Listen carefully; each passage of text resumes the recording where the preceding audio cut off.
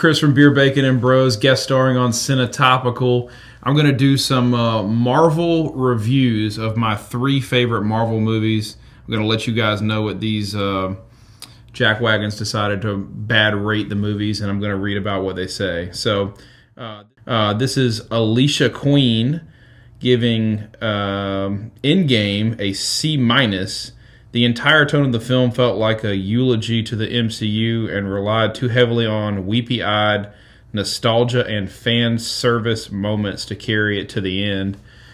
I mean, that's kind of the point of Endgame, was to be nostalgic and kind of wrap up the 10 years that they did. But I mean, if you've watched all the movies, like, of course it was awesome. That was the whole point of Endgame, was to end the 10 years of the Infinity Saga. So maybe she just hasn't, decided to watch the rest of the movies and just showed up to watch Endgame and tried to figure out what was going on. So there was that one. We got Lin Yu giving Guardians of the Galaxy 1.5 stars. Boring jokes, unsympathetic characters full of pretentious scenes. Of course, there was a love story that had no time to develop and was really badly written. Typically the asshole with the girl. No characters fell in love and saved each other. There's about 2 female characters in this movie who are so obviously written by a man. Their only features are being stone cold and able to fight, because a badass woman can possess no femininity. Yeah, however you say that right. Boring, stereotypical, and pretentious. Okay. If you read anything about the comics, Gamora's kind of a badass woman, so you kind of have to build her that way, or otherwise you're going away from the comics. This is a comic book movie. I mean, the jokes were hilarious. Like, if you wanted to come at me and say Guardians 2 isn't as good as Guardians 1, I'm okay with that. But Guardians 1 is, like, super hilarious, great fight scenes.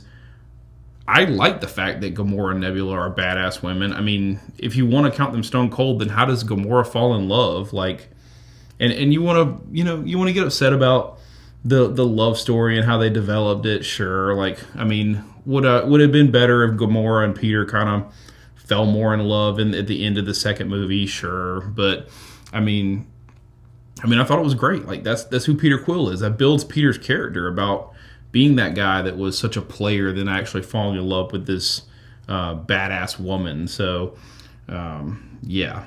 But, all right, final one, we got Winter Soldier. This is Mike Massey from Gone with the Twins. Said, while the action sequences gain gravitivity and ferocity, the storyline reaches in the opposite direction with a tired world domination plot that both stale and, like, boring. So 5 out of 10 on Winter Soldier. Whew.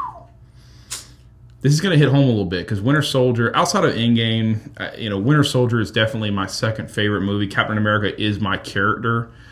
So maybe I'm coming from a little bit of a biased standpoint here, but I mean, I think that obviously, yes, the action scenes were amazing, and Winter Soldier was probably where Marvel really turned this into it was kind of like the stepping stone for Marvel, going from phase 1 to being really awesome and so on and so on, and grabbing more fans. Like, the story of Cap and saving his boy and, like, wanting to save Bucky, I mean, that's just, like, it's just, like, how far would I go for my brother kind of thing. And, I mean, that's the best part of the movie, is just, like, realizing he's still got this lifelong best friend that's still alive, and now he's got to go save him. Like, he's got to, get him to wake up and realize that, they're best friends. So, I mean, I don't know how you could say this was going in the other direction. Like, it gets more intense and more emotional. I mean, you think that Cap's dead for a second at the end. So, I mean, I don't know. That just sounds like somebody that can't appreciate, someone willing to lay down their life for somebody else. All right, so appreciate you watching the video.